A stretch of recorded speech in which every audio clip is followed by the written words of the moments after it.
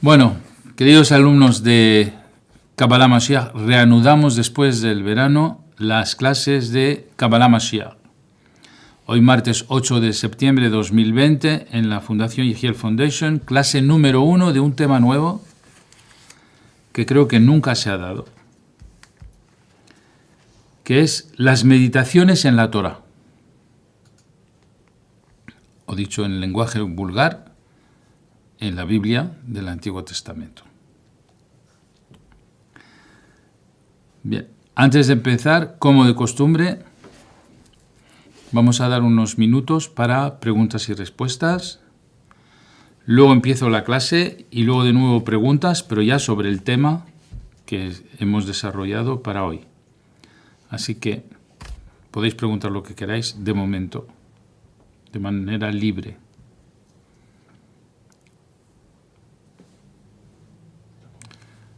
Lo digo a los alumnos que antes eran presenciales, claro. A ver, ¿quién levante la mano? ¿Quién quiere hacer preguntas? Michelle, ¿quieres hacer preguntas? Sí, Michelle. Maestro Albert, buenas tardes. Buenas tardes a todos. Qué bueno verles de nuevo. Ya estamos otra vez en pista.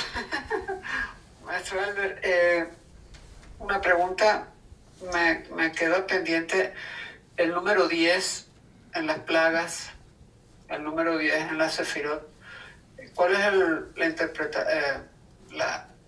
la información secreta o no develada de ese número 10 en las plagas? La muerte de los primogénitos, ¿quieres decir? No, el número 10 en el número total de las plagas. El número 10 es la muerte de los primogénitos. Es la 10ª plaga.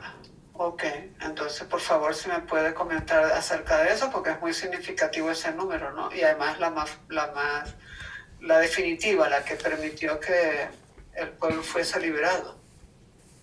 Gracias. Bueno, vamos a decir que el pueblo no fue liberado por la plaga número 10, ni por la 1, ni por la 2, ni por las 10 plagas. Eso no hizo que se liberara el pueblo judío.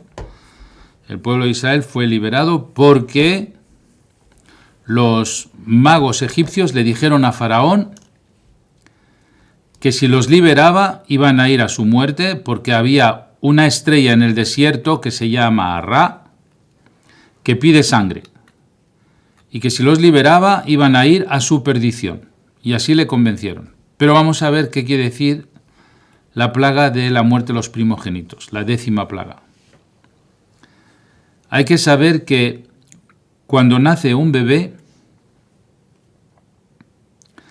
primero nace el cuerpo y lo que se llama el alma, que es la neshama, no baja al cuerpo hasta los 13 años. O sea, nace el alma animal que le permite tener pues todo el sistema neurovegetativo funcionando, y luego nace también el ruach, que es lo que permite tener emociones. Pero lo que es la neshama, para plantearse temas espirituales, hasta los 13 años no baja para los hombres y hasta los 12 años no baja para las mujeres. Lo que quiere decir que el primogénito es el cuerpo y el segundo en nacer es la neshama. Entonces, ¿qué quiere decir? Que por más malo que sea un cuerpo, que es el primogénito, ese va a morir, que es el cuerpo. ¿Qué quiere decir? Que por más malo que sea un dictador o por más malo que sea una persona, llega a 80, 90, 100 años, pues muere, el cuerpo muere de viejo. O sea, si no es asesinado, va a morir. Y es lo que está pasando, pues desde la creación del mundo, el cuerpo, que es el primero en nacer, muere.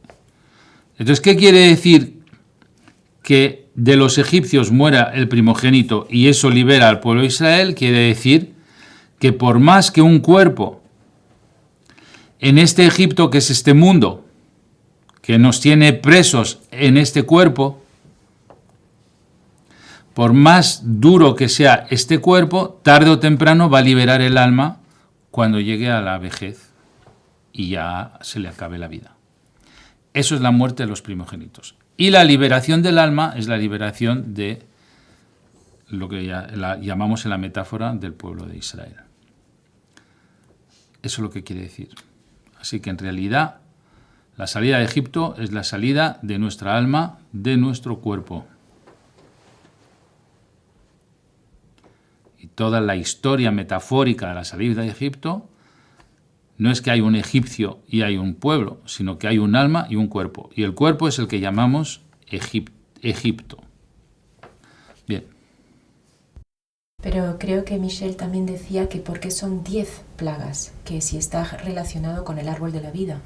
Sí, cada plaga está relacionada con el árbol de la vida y la 10ª plaga está relacionada con la Sefirá Malhut, que es el mundo físico, el cuerpo físico. De eso estoy hablando, del cuerpo físico, el mundo físico, el Malhut. Bien, más preguntas. No hay, ¿vale? De internautas entonces. A ver, preguntas de internautas. ¿En el Nefesh quedan todos nuestros registros de vidas anteriores o simultáneas? O sea que el Nefesh es lo mismo en todas las existencias o vidas que tenemos.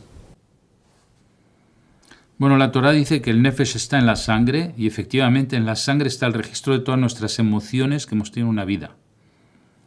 Y eso queda registrado en la memoria akáshica, en la memoria cósmica. Punto. En el caso de los tzadikim, de los justos, nos había dicho que su Nefesh queda flotando sobre su tumba. ¿Es cierto? Cierto. Pero, ¿qué sucede con el resto de las personas comunes como uno mismo? ¿Qué pasa? Al no ser un tzadik, esas almas se van a otra dimensión. No se les ha encargado la misión de ayudar a los vivos y de quedarse en este mundo. ¿Y en el Nefesh queda registrado el karma? No, en el Nefesh queda registrado la memoria de las emociones. El karma o el tikkun, en hebreo, es aquello que se va a diseñar en el momento del nacimiento de la nueva persona. Según la geometría que da la disposición de los astros en la primera inspiración del bebé cuando nace, se absorbe todo el plan del karma o del tikkun. Luego queda a la persona o vivir con su tikkun o tener la sabiduría para cambiar el tikkun. Sobre el tema de la gematría y también del salto fijo de letras que están en la Torá, que dan códigos, la pregunta de esta persona dice, ¿hay nombres de Dios ocultos en la tefilá bajo esta técnica de salto fijo de letras? Por supuesto, está lleno, plagado. Está en iniciales, en finales o en mitades de palabra, o también en salto de palabra, o también en iniciales de frases, o también en última letra de cada frase. ¿Cuál es el secreto de la palabra aleluya? Pues el secreto de la palabra aleluya está la palabra alel, y alel es uno de los 72 nombres de Dios. Te diré cuál es el número 1, 2, 3, 4, 5, es el 6º nombre de los 72 nombres de Dios, Lamed, Lamed He, que es el nombre que permite ampliar el recipiente para recibir la profecía, y luego Ya, Yud He, es la clave de Keter Jochma para Yud y He para Binah, es decir, todo el mundo de Atzilut. Es decir, Aleluya sería Lamed Lamed He para abrir el recipiente de ¿qué? De la conexión con Atzilut. Eso es Aleluya. Otra pregunta de internauta dice, si somos seres espirituales, ¿por qué existe el interés de tener el hueso luz que permanezca después de la muerte con el objetivo de reconstruir nuestro cuerpo físico? ¿O se trata de otro tipo de cuerpo? Bueno, para contestar a esta pregunta hay que entender que una historia. Vamos a contar una historia para entender esta pregunta. En la época del Arizal, Rabbi Ishak Luria, de feliz memoria, habían encontrado un cementerio donde sabían que se habían enterrado a unos justos, pero en esas tumbas no había una piedra tumbal y tampoco había los nombres de los que estaban enterrados. Y el Arizal, cuando le pidieron que fuera a identificar los muertos que estaban dentro de esas tumbas no identificadas, podía ver la radiación del hueso luz de tzadikim que habían muerto hace mucho tiempo y podía decir, aquí ha muerto rabí no sé qué, no sé cuántos, y aquí ha muerto rabí no sé qué, no sé cuántos, y aquí ha muerto rabí no sé qué, no sé cuántos de feliz memoria. Y ahí se pudo poner en las piedras tumbales, de nuevo, la identificación de los que estaban enterrados. ¿Por qué? Porque esos muertos que estaban enterrados dejaron una huella en este mundo. Esa huella que han dejado en este mundo no se pierde nunca. Todo lo que cuenta un tzadik durante su vida, todas las palabras que han sacado de su boca, se quedan flotando en el éter. Y luego cuando hay otro tzadik que conecta con el mundo espiritual, puede recuperar esos secretos que habían revelado estos tzadikim. Y todo eso es gracias a luz.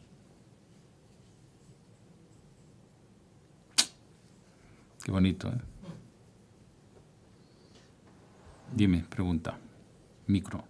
Y entonces también en la resurrección de los muertos se dice que se reencarnarán por el hueso luz, ¿es así? El hueso luz es el que va a dar la radiación del ADN metafísico de esa persona. Y se reconstruye todo su conocimiento de todo lo que pudo desarrollar durante todas sus encarnaciones, porque el hueso luz recupera la información no solo de esa vida, sino la síntesis de todas las vidas anteriores. Por ejemplo, si yo he tenido 300 vidas, en mi hueso luz está la información de todo lo que pude aprender durante mis 300 vidas. Es un ejemplo.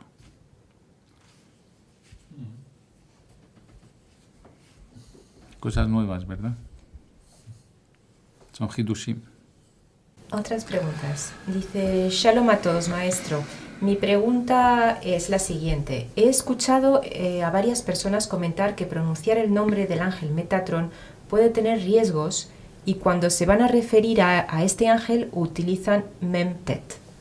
¿Podría el maestro aclararme este concepto y si hay riesgos, cuáles son y por qué? Agradezco su atención y respuesta en la próxima clase. Muchas gracias. Bueno, se dice que la Kabbalah es para gente que ya ha tenido 40 años y que es muy pura y todo esto. Bueno, todo esto son paradigmas tremendamente malos para la evolución espiritual de las personas. Los grandes tzadikim a los 13 años ya eran genios de la Torá y ya conocían todos los nombres de Dios y todos los nombres de Metatron, que por cierto, el nombre real de Metatron no es Metatron, es su apodo. El verdadero nombre de Metatron ya lo contamos en temas anteriores. Así que bueno, si se quiere crear un halo de misterio para no revelar los secretos del cielo, pues mira, un 10 para el Satán que nos ha alejado de la Kabbalah. Su misión, alejarnos de la Kabbalah. ¿Cómo? Pues crear un halo de misterio, alejar a la gente de la Kabbalah, de los secretos del cielo, y así los alejas del enamoramiento que puedan tener de Akadosh Baruj Hu, los alejas también de la verajá que puede bajar del cielo. Pues no. Error gravísimo, yo quiero cambiar todos esos paradigmas, además que desde Rabbi Shimon Bar Yochai se han abierto las puertas del cielo de los secretos, en cuyo caso, desde Rabbi Shimon Bar Yochai hasta hoy se han abierto completamente las puertas del cielo y ya se pueden estudiar todos los nombres de Dios, no solo eso, sino que todos los grandes jajamim ya están escribiendo libros con todos los nombres de Dios y eso se ve ya en todas las librerías de no solo esoterismo, sino de cultura judía, donde vais a buscar libros de judaísmo y cantidad de libros de Kabbalah con todos los nombres de Dios, pero ya abierto a todo el mundo. Ese halo de misterio se acabó. Así que nada de Memtet, ahora es Metatron, con todas las letras. y sin ningún miedo. Además, Metatron está en apuros. Ya hemos dicho que hay un motín en el cielo y le tenemos que ayudar. Y si no entramos en la Kabbalah, no le vamos a ayudar. Y sabemos que en el cielo están muy contentos que haya un grupo de Kabbalah o de cabalistas aquí que se dediquen a hacer las meditaciones para erradicar el motín que hay en el cielo y que por reflejo genera un caos en la tierra, cosa que estamos viviendo. ¿Más preguntas o Pues lo dejamos una para- más y una empezamos. más? Vale. En la clase de Zohar de Noach 26 dice, cuando habla de pasar al otro plano necesitamos un cuerpo de luz, entre comillas, pero te lo darán si lo fabricamos previamente en este mundo mediante el talet y el tzitzit. La pregunta es, para los no judíos de vientre de madre judía, o que todavía no se han convertido, se suplanta con el estudio de la Kabbalah. ¿El talet y el tzitzit, tanto mujer y hombres? Pregunta. Por supuesto. El estudio de la Kabbalah suplanta el estudio de la Kabbalah y también la aplicación de preceptos. Cada precepto que cumples con la intención correcta o cada oración que hagas con la Kavanah te genera una vestimenta de luz que te será útil cuando este cuerpo ya no te sirva y se despoje el alma de este cuerpo y necesitará otro cuerpo de luz para pasar a otras dimensiones donde se revelan secretos de otro nivel. Bueno, pues ya hemos acabado, ¿no?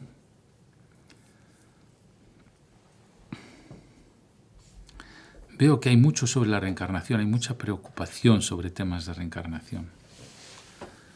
En fin, ya di un curso completo sobre la reencarnación y yo creo que habría que revisarlo, porque muchas cosas que hemos dicho hoy ahí están. Bien, las meditaciones en la Torah. Bueno, os voy a contar algo. Esta es la clase número 1, serán 8 cursos. Contrariamente a paradigmas que creen que las meditaciones solo se encuentran en culturas y religiones hindús, asiáticas o del Lejano Oriente, hay que saber que la verdadera raíz de las meditaciones tiene su origen en la Torah. Y ese va a ser el propósito de esta demostración que vamos a extender en varios shiurim, en varias clases de Kabbalah.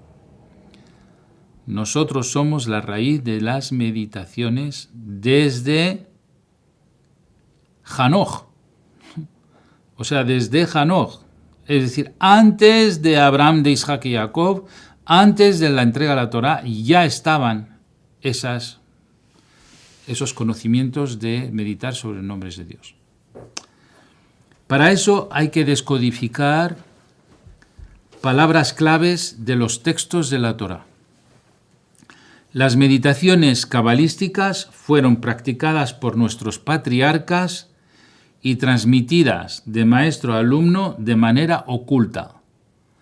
Pero también hay referencia de ellas en toda la Torá y tendremos que entrar en toda la Torá, en el Humash, en el Tanaj completo, Nevi'im y Ketuvim, y también en los Salmos. Y allí vamos a empezar a desentramar. Va a ser una labor bastante extensa.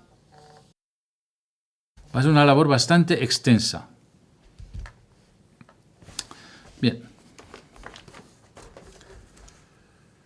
La expresión correcta para meditación cabalística es Itbonenut Kabalit, que se traduce por contemplación cabalística.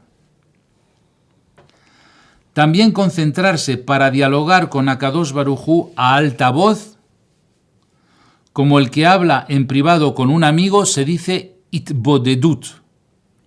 Entonces aquí hay dos grandes conceptos que vamos a desarrollar.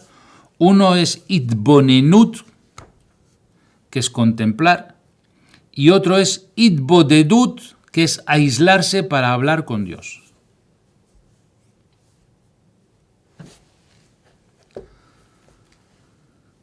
Estas técnicas de meditación cabalística se propone generar una experiencia de ascensión espiritual activando los diferentes niveles del alma llamado Nefesh, Ruach y Neshama. Con la Itbonenut y con la Itbodedut ya son palabras que hay que tomar en un diccionario porque igual que cuando empecé a desarrollar los secretos del Zohar HaKadosh, dije que había que hacer un diccionario de palabras ocultas, que es lo que nos permite luego desentramar toda esta codificación. La experiencia meditativa se asocia a una música y a un ritmo, porque los nombres de Dios son consonantes de letras que se emparejan con vocales. Las vocales se llaman Nekudot HaKesef, es decir, vocales del deseo. Y aquí hablamos de música. ¿Por qué? Porque cada vocal tiene un sonido. A, E, I, O, U. Si a un nombre de Dios le cambias las vocales o combinas varias vocales a un nombre de Dios, va a cambiar el efecto en este mundo. Y ya hemos visto que los nombres de Dios tienen un efecto teúrgico, es decir, cómo Dios se manifiesta en circunstancias en la tierra. Y cuando nosotros usamos nombres de Dios, según las vocales que le vamos a poner a ese nombre de Dios, va a tener un efecto teúrgico de una manera o un efecto teúrgico de otra manera. Y aquí hay que explicar que en nuestro vocabulario hay que añadir la palabra efecto teúrgico, es decir, un efecto divino en las circunstancias. Cambiando las vocales se aspira a un deseo diferente de verajá. Por eso el Yud-Ke Vav-Ke tiene vocales diferentes cada mes.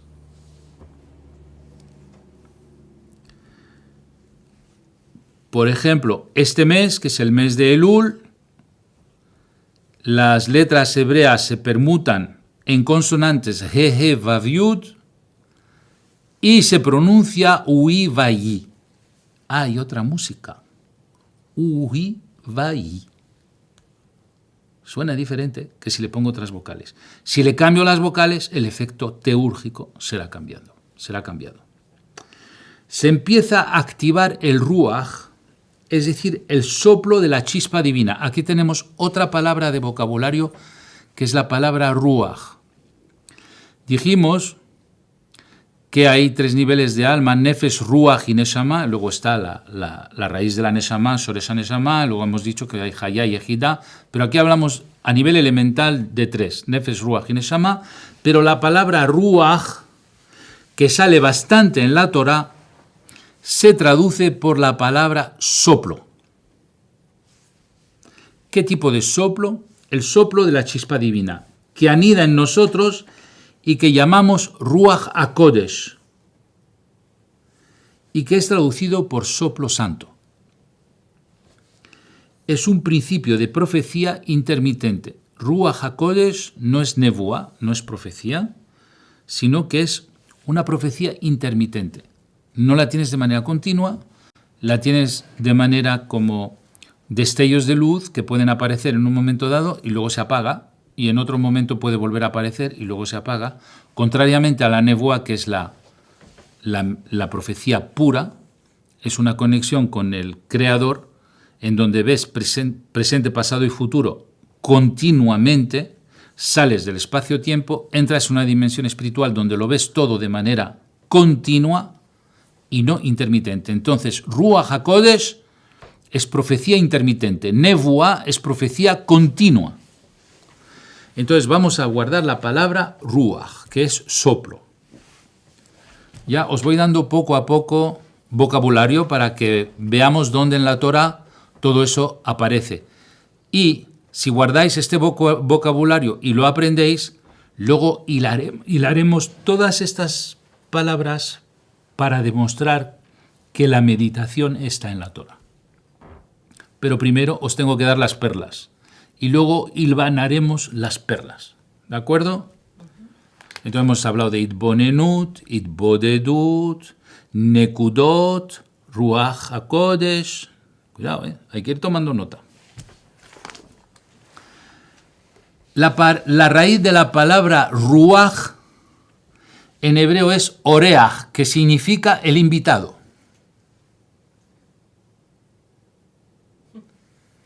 Entonces el soplo divino se asimila a la palabra invitado. ¿Os acordáis? ¿Me haréis un templo habitar en ellos? ¿A quién queremos tener invitado? Al Creador. ¿Cómo? Con nombres de Dios. ¿Eh? ¿Cómo tenemos un invitado? Con nombres de Dios. Cada vez que tenemos un nombre de Dios, tenemos un invitado. Según las nekudot que pongamos, será un invitado u otro. Es decir, un efecto teúrgico u otro. Entonces hemos dicho que Ruach se asemeja a Oreach, que quiere decir invitado, que hace referencia al don de la hospitalidad. ¿Quién tenía el don de la hospitalidad? Abraham Avinu, llamado Gesed. Es decir, estar abierto a recibir el influjo divino que va a transportar una sabiduría que no es de este mundo en nuestra conciencia. Luego, por la vía de la palabra, vamos a hacer llegar dicha sabiduría a esta existencia. Quiere decir que si nosotros somos hospitalarios del soplo divino, nos va a entrar una información en nuestra conciencia y cuando la vamos a pronunciar, le vamos a dar a luz a este mundo un conocimiento que no era de este mundo. Y todo esto viene de la palabra ruach y oreach, que quiere decir invitado. El paso siguiente es entender que oreach se transforma en reach. Y reach quiere decir perfume. Así que hemos pasado de ruach a oreach a reach. Ruach, soplo divino, oreach, invitado, reach, perfume.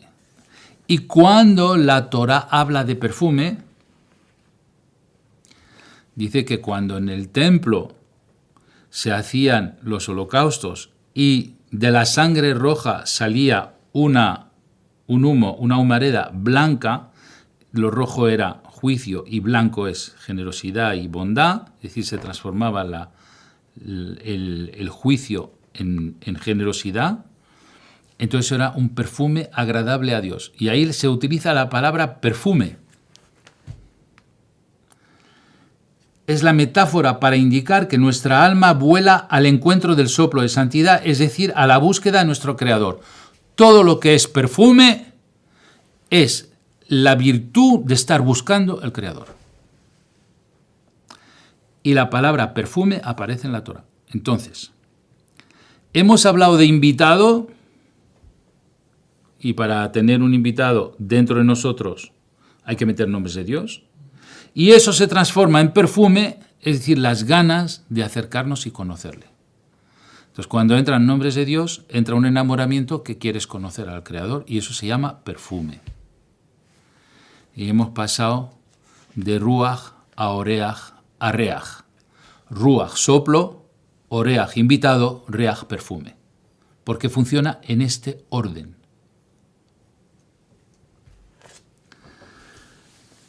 Y entonces vemos que en Éxodo, en el capítulo 25, versículo 10, está escrito Veasuli Mikdash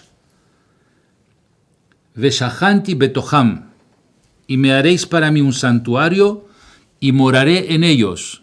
Y dice la Torá, cuidado, la palabra Betoham es en ellos y no Betojó, en él. ¿Qué quiere decir?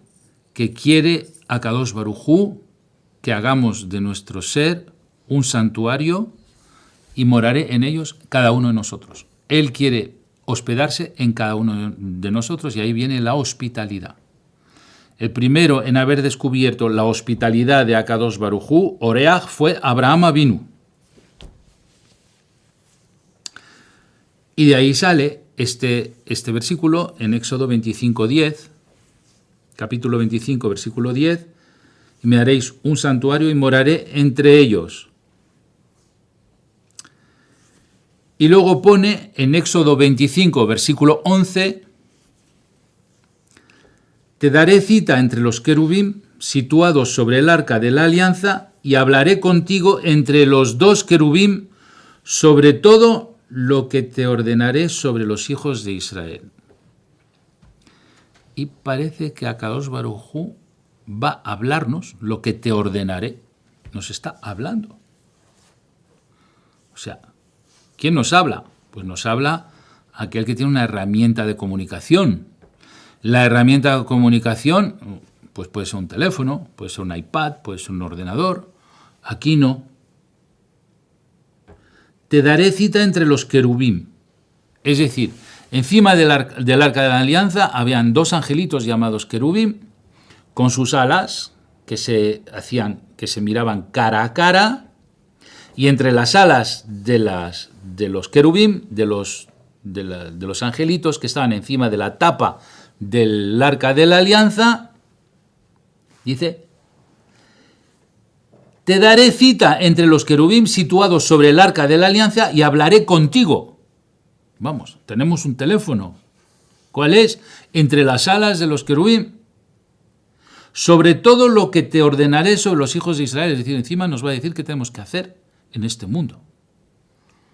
Entonces, a ver, ¿cómo me meto yo entre las alas de los querubines cuando Akadosh Baruj Hu me va a hablar y me va a decir lo que tengo que hacer? ¿En qué ciencia está esto escrito? En ninguna parte. Ni hindú, ni lejano oriente, ni chino, ni nada. Aquí está muy precisamente desentramado. Los dos querubines simbolizan la relación conyugal. Hay que saber que un querub era macho y otro querub era hembra. Y se miraban cara a cara.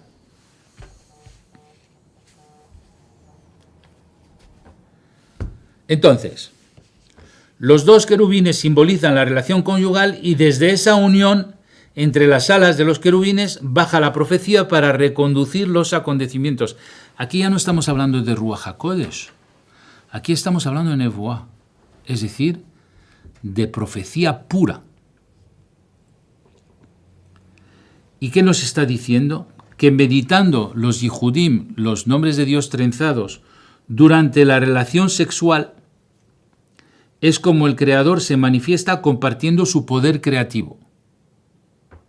Porque toda la simbología de los querubim es la simbología de la relación conyugal entre marido y mujer.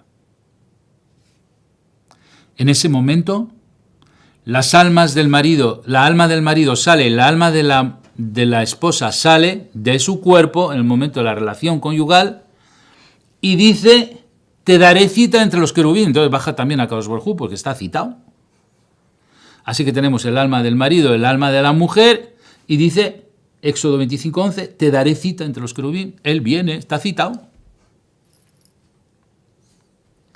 Te daré situado sobre el arca de la alianza y hablaré contigo entre los dos querubines sobre todo lo que te ordenaré sobre los hijos de Israel. Y baja Akadosh Baruj Hu y empieza a contarnos lo que hay que hacer. Pues te está dando el secreto de la profecía.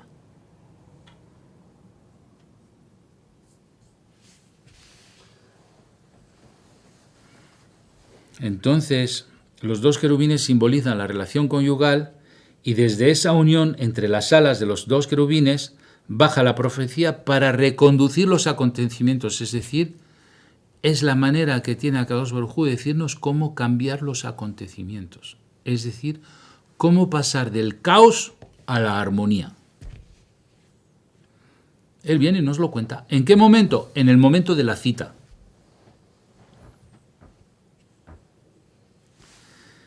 Y eso nos da todo el poder de Akadosh Baruj Hu, que es un poder creativo. ¿Creativo de qué? De circunstancias. Quiere decir que vamos a poder modificar las circunstancias durante la relación conyugal, porque ahí es donde Akadosh Baruj Hu se cita en el momento de la unión hombre-mujer. Por eso se dice que el Shalom Bait es tan importante, pero no olvidemos, Shalom Bait, es decir, la paz en el hogar, pero no olvidemos que la palabra Shalom es uno de los nombres de Dios. ¿De dónde lo sabemos? Lo sabemos de la verajá, del Birkat HaKohanim, la bendición que nos hace el Cohen. Yevarejeja Adonai veishmereja y Adonai panav eleja vijuneka y Adonai panav eleja viasem leja Shalom. Ahí está el nombre de Dios. Seguimos con la historia.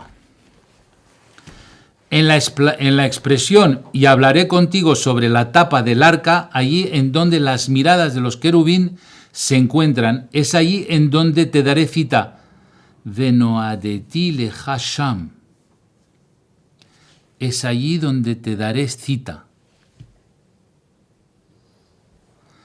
Pero dice el comentarista, no leas sham, lee shem. La palabra sham en hebreo es allí, y la palabra Shem quiere decir nombre de Dios.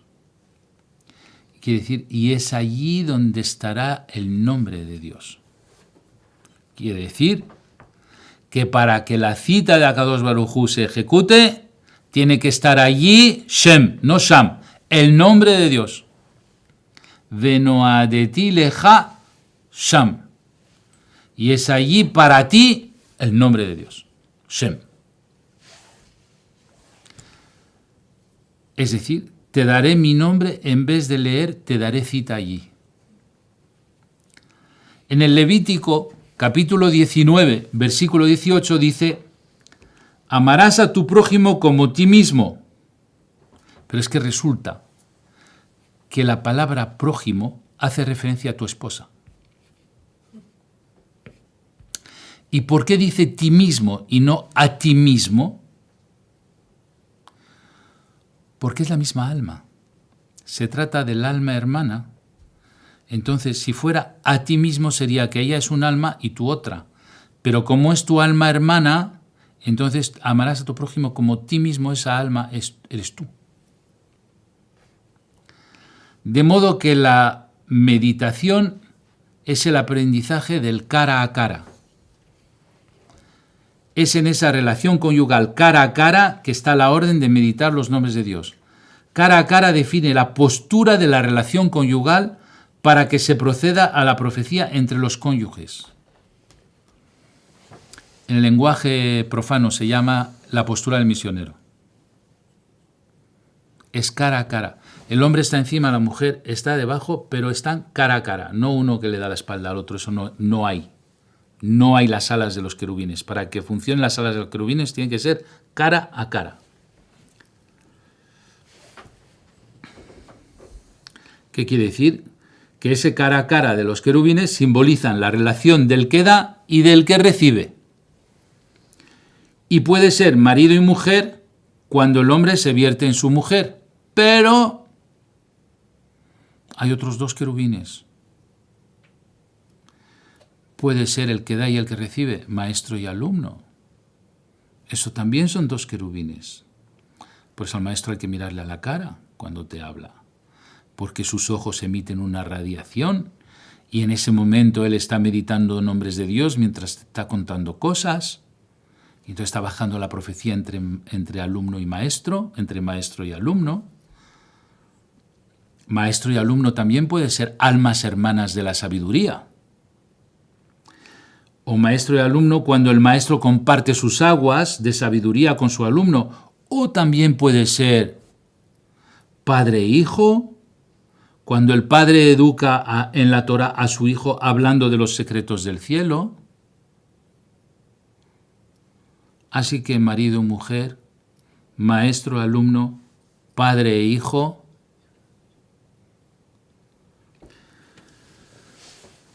Padre e hijo, cuando enseña los secretos del cielo, pues eso también son las alas del querubín. Entonces ahora yo con vosotros estamos ejerciendo la cita de Akadosh Baruj Hu entre las alas de los querubines, puesto que os estoy enseñando secretos del cielo. También es una relación conyugal de otro nivel. La meditación cabalística busca instalar en la persona que medita un equilibrio entre el cuerpo, el intelecto y el alma, generándole un bienestar viviendo en este mundo. Entonces, el bienestar es un equilibrio entre, hemos dicho, cuerpo, intelecto y alma. Aquel que no tiene ese equilibrio está estresado, está irritado, proyecta negatividad y también proyecta circunstancias que le van a ocurrir muy desafortunadas para él. Falta de salud, falta de dinero, falta de amor, falta de reconocimiento, falta de valores, falta de familia, falta. Por un desequilibrio entre cuerpo, intelecto y alma. La meditación lo que viene es a reequilibrar esas tres partes de la persona.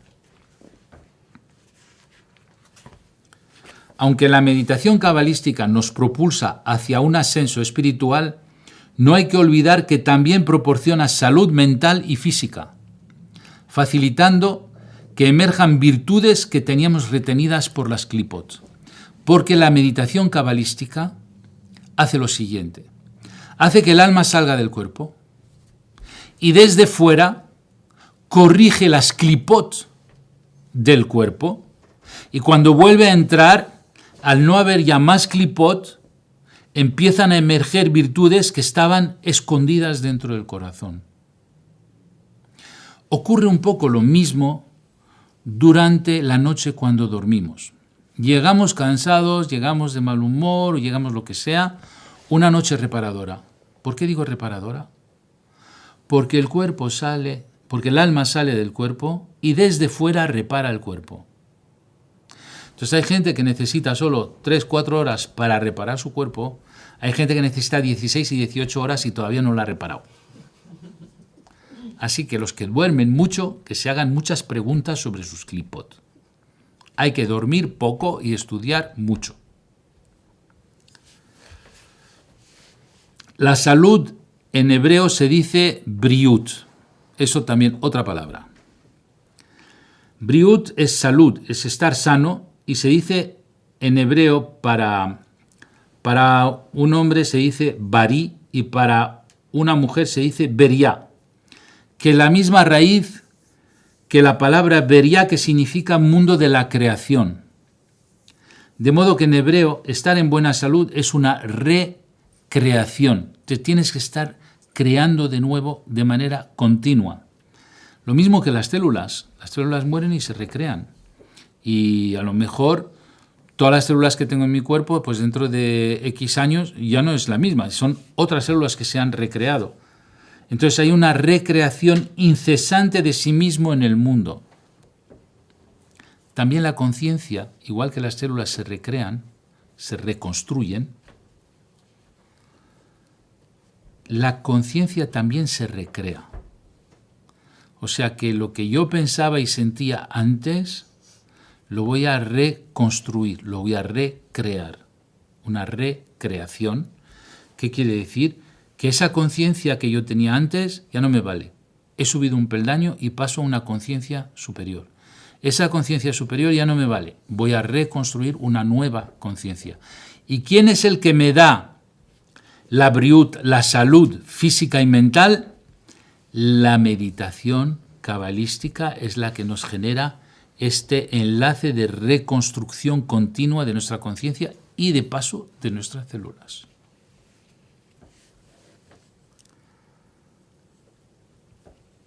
Dice, la meditación cabalística es una fuente de renacimiento continua que pasa de la nada, Ain es una palabra que quiere la nada, a la existencia, Ani, que quiere decir yo. Paso de la nada al yo, y otra vez paso de la nada al yo, y otra vez de la nada al yo. El yo de ayer ahora ya es nada.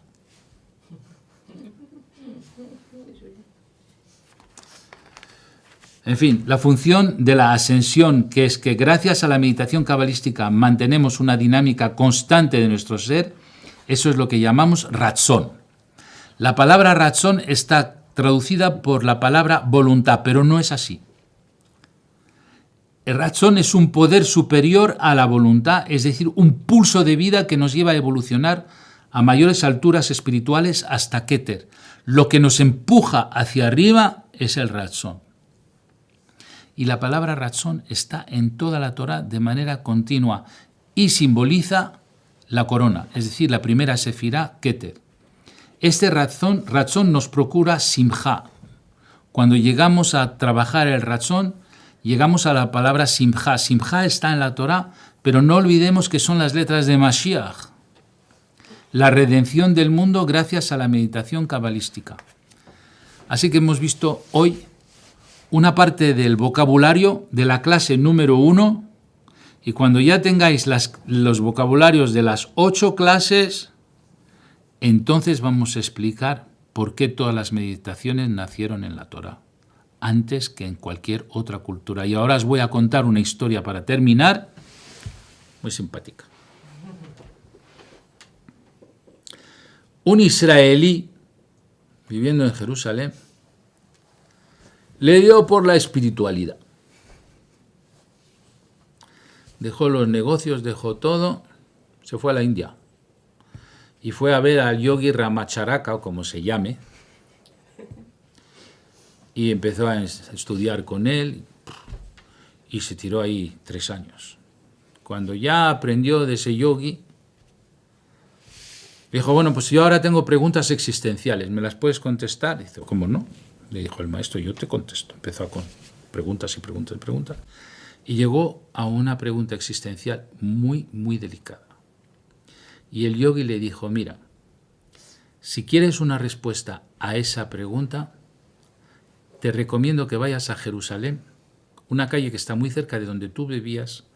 Hay una yeshiva de Kabbalah, allí es donde te van a dar la respuesta existencial. En fin, ¿por qué ir a buscar ahí tan lejos cuando lo tenemos en casa? Y con estas palabras acabo la clase número 1 de las meditaciones en la Torá. Es bonito. Muy bien. Ahora ya, si tenéis preguntas, pues ya contestaré. Es un tema original, ¿eh?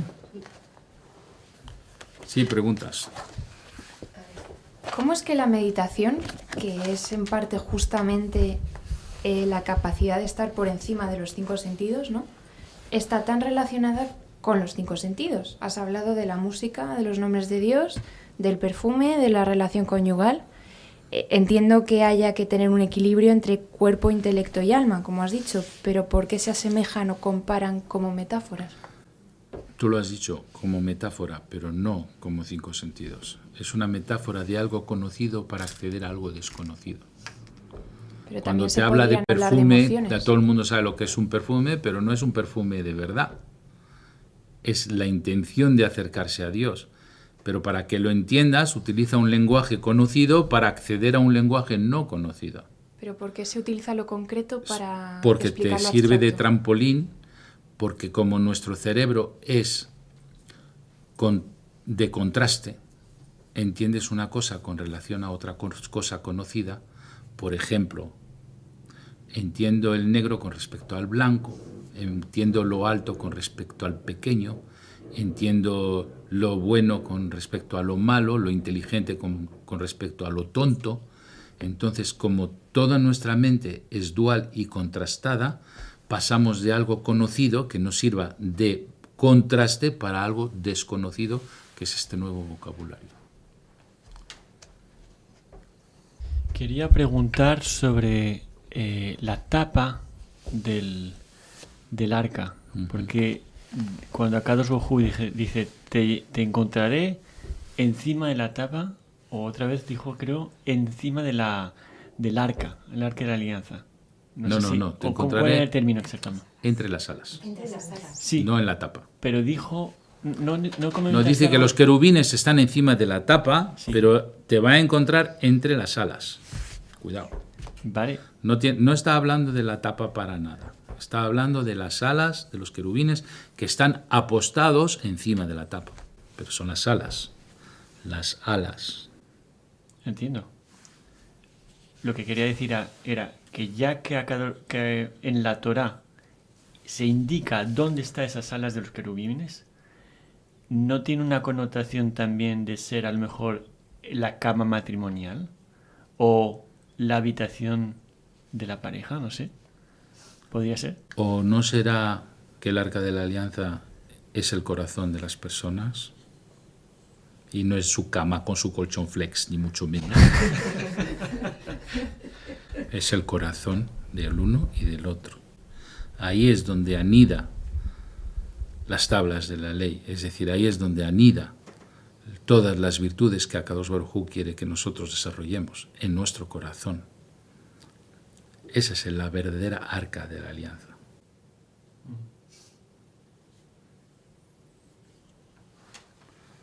Es que todo lo que conocemos a nivel físico es el trampolín de algo que es muchísimo más profundo. Entonces, para llegar a esa profundidad hay que partir de algo conocido. Si no, es muy difícil de explicar. Y además, el lenguaje de la Torá, si te fijas, es muy oculto. Porque la gente dice, y me haréis un templo, habitaré en ellos, y sigues otra frase. ¿Cómo que otra frase? Quieto, parado, espera, vamos a ver qué me estás diciendo. Es que cada palabra en la Torá, además, a lo mejor está en un lenguaje que si no lo descifras, pasa de largo y se te ha pasado el mensaje sobre las meditaciones. Y entonces, como la gente lo lee de largo y solo se queda en el pshat, en el sentido literal, pues dice, yo busco las meditaciones. ¿Dónde está la palabra meditaciones? En Oriente. Pues me voy a Oriente, a lejano Oriente, o me voy a la India, o voy donde sea. Porque ahí hablan de meditaciones, la meditación trascendental, hecha por el yogi no sé qué, no sé cuántos. Ahí no anda con metáfora, te lo dice claro. Pero es que la Torá, dentro de sus códigos, tiene la verdad de las meditaciones. Y otras ciencias lo ponen claro, pero luego no te explica cómo hay que meditar. No te dice que hay que estar dentro de un Maguen David. No te dice que tienes que utilizar tu cerebro, tu corazón y tu hígado. No te lo dice. Entonces la gente se pone a meditar, pone la mente en blanco, salen de su alma, de su cuerpo, y no están protegidos por la escafandra de la estrella de David. Y son atacados por cantidad de inteligencias negativas y luego cuando vuelven a entrar se trastornan. Pues entonces no voy a ir a buscar fuera, voy a ir a buscar donde estoy protegido y no estoy trastornado. La Torá tiene las meditaciones de verdad, no hay que ir a buscar fuera de la Torá. Y eso es solo la clase número 1. Espérate, que hay 7 clases más. Que hay mucho, mucho, mucho. 7 clases más de la serie 1, temporada 1. Pero es que he preparado 3 temporadas. Entonces la temporada 2... hay otras 7, 8 clases. Y la temporada 3, entonces ya ni te quiero contar, entramos en la Kabbalah Maasit, es decir, la Kabbalah práctica. Es Netflix. Es Netflix, pero a lo bestia de la meditación. Va por temporadas. Pero yo te puedo decir que me estoy divirtiendo con esto, no te puedes imaginar. Oye, pero sin spoilers, ¿eh? ¿Qué es eso, spoiler? Spoiler es decir lo que va a pasar después. Ah, no lo digo. Mantén el suspense. Hay mucho que contar, ¿eh? No os creáis que he terminado. Acabo solo de hacer una mini introducción. Pero sin la base del vocabulario, luego no vamos a poder seguir. Hay que apuntarse ese vocabulario. Aunque parezca muy hebreo, ahí está el secreto. Porque las palabras derivan de una raíz. Esa raíz deriva de una permutación. Y esa permutación nos aclara conceptos que de otra manera no comprenderíamos. Como hemos dicho, de ruach, a oreach, a reach, imagínate qué manera de derivar de una palabra a otra y a otra. Eso es muy bonito, ¿eh? A ver, preguntas.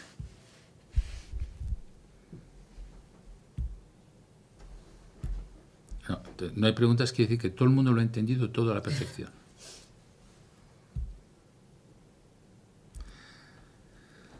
No hemos mirado la meditación de hoy, ¿no? ¿Qué hacemos hoy? Vamos a hacer una meditación, claro. ¿Hacemos una pausa? Hacemos una pausa para el aperitivo, ahora volvemos. Bien, vamos a empezar a hacer la meditación de hoy. La palabra es ratzón. Ya hemos visto que ese es el impulso que nos empuja a subir por el árbol de la vida de Malhut a Keter. Entonces es algo más que voluntad. Y esto es lo que nosotros queremos activar dentro de nosotros, el ratzón. De hecho, hay una tefila muy importante en Rosh Hashanah que se llama Et Sha'arei Ratzon. Aquí están las puertas del Ratzón. Es decir, ese impulso que nos lleva a Kadosh Baruj Hu.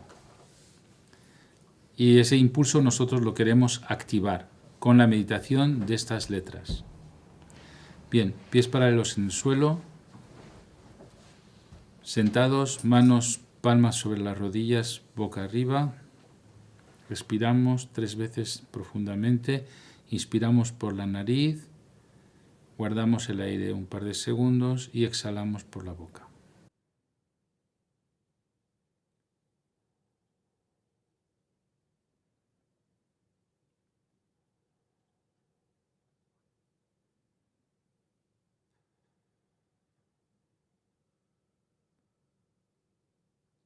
Ahora nos vemos dentro de una estrella de David de color oro. Enfrente de nosotros hay otra estrella de David de color oro. Llamamos la letra Resh. La iluminamos. Llamamos la letra Tzadi. La iluminamos. Llamamos la letra Vav. La iluminamos. Y llamamos la letra Nun final. La iluminamos. Nos da la palabra Ratzón. Ratzón es la hipervoluntad de acercarse a Kadosh Baruj Hu. Ahora unimos las llamas de la Resh, de la Tzadi, de la Vav y de la Nun en una sola llama central que sale por el pico de la estrella de David que actúa de pantalla. Es atraída por el pico superior de la estrella de David donde estamos hospedados y va entrando en nuestro cráneo, ilumina el cerebro, baja el corazón, ilumina el corazón. Baja el hígado, ilumina el hígado. Sube al corazón, ilumina el corazón. Sube al cerebro, ilumina el cerebro. Baja el corazón, sube al cerebro. Corazón, cerebro, corazón, cerebro, corazón, cerebro, corazón, cerebro, corazón, cerebro, corazón, cerebro, corazón, cerebro. Expulsamos esta luz por el cráneo y se forma una nube de luz encima de nosotros que se descompone en chispas de luz que van a imantar nuestra aura. Y sentimos un deseo muy fuerte de ascensión espiritual gracias a este código que se llama Ratzón. Ahora nos ponemos en círculo, ponemos la tierra en el medio y vamos a proyectar desde nuestro tercer ojo un rayo de luz violeta hacia la tierra para que toda la humanidad desee ascender espiritualmente, abandonando ego, envidias, maldades, mala boca, difamaciones, etc. Este Ratzón nos propulsa hacia arriba.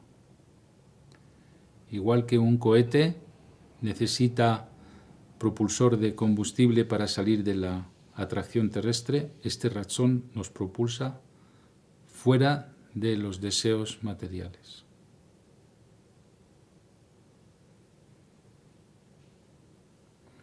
Y ahora baja Metadrón, Sandalfón y Mashiach, podemos tener una libre conversación con ellos.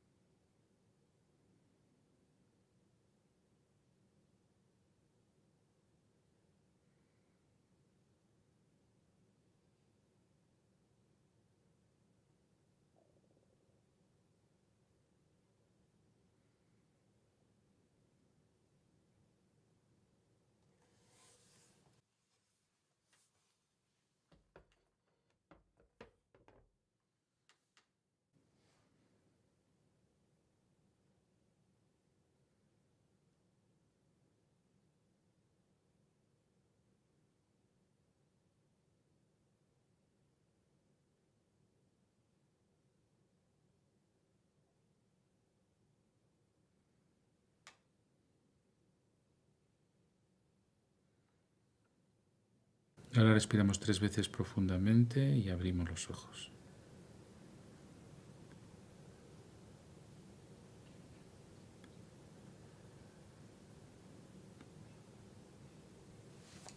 Ya.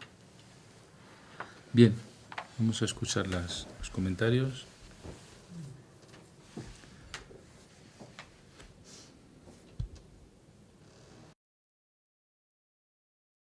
He tenido una una cosa muy bonita. He tenido una declaración de amor de arriba.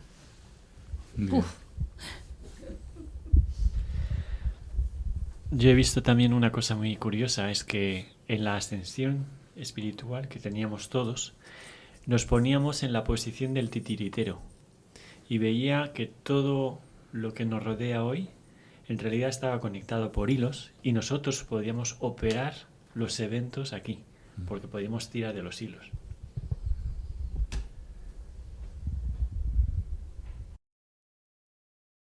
Yo he visto que la propia Tierra ha dado un brinco como si fuese de un dibujo animado. Hace boing. O sea, muy, muy visual.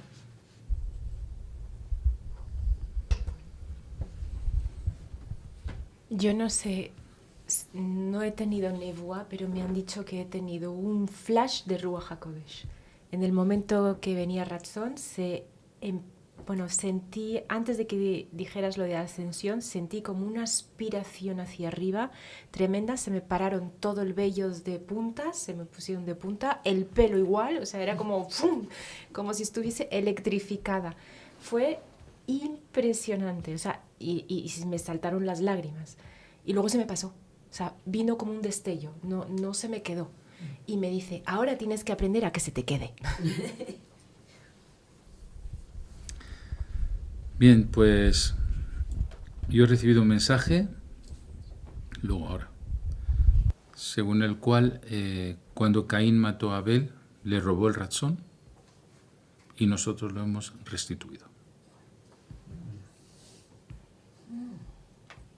¡Wow!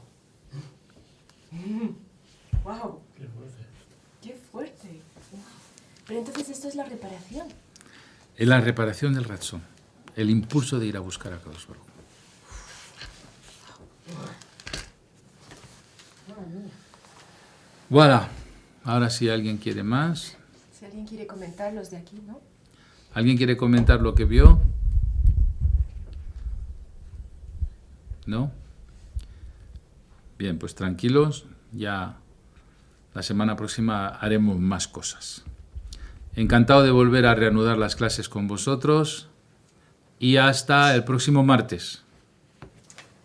Adiós. Hazak Ubaruch. Gracias, Albert. Gracias a todos. Hazak Gracias a Ubaruch. todos. Me encanta veros. Chao. Nuevamente.